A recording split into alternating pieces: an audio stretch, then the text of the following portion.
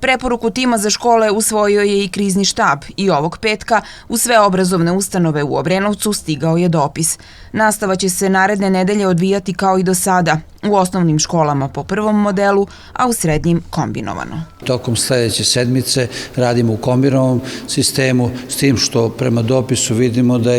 da se proširilo broj opština i gradova, tako da sledeće nedelje 6 opština i gradova će raditi kada su u pitanju srednje škole po kombinovanom modelu. Za sada još nema zvanične odluke da li će i na koliko dana biti produžen jesenji raspust. Pa tako je, ono iz sredstava informisanja što čujemo i mi, međutim, realno je da, s obzirom da je 11.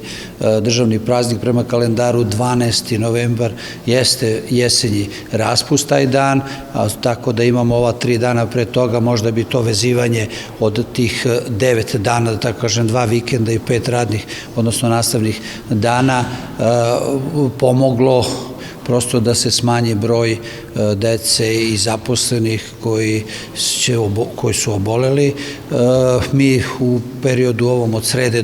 do sada do srede, što se tiče same poljoprivredno-hemijske škole, imali smo samo 3 učenika, nijednog zaposlenog koji je oboleo, tako da to je od nedelje do nedelje, nekad imate više, nekad manje, ali u principu mislim da ta ideja nije loša, gledano sa školske strane, da malo ipak se napravi od 9 dana pauze, nadoknaće se ta 3 dana, nije to ništa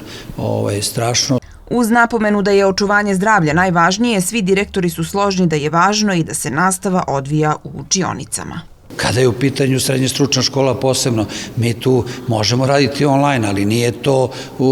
to model koji može da u potpunosti da neko znanje i da imamo povratnu informaciju od učenika, tako da je najbolja živa reč i kombinacija naravno tih metoda i nastavnih oblika na časovima koji će decu prosto približiti, imati jednu interakciju između dece i nastavnika i živa reč i prosto mislimo da je to najbolje iz tog razloga i ove tendencije za to da taj raspust, da se malo to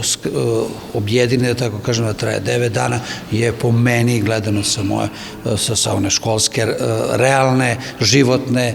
dnevne akcije u školi, je pametno. Konačnu odluku o produženom jesenjem raspustu krizni štab bi trebalo da donese naredne nedelje.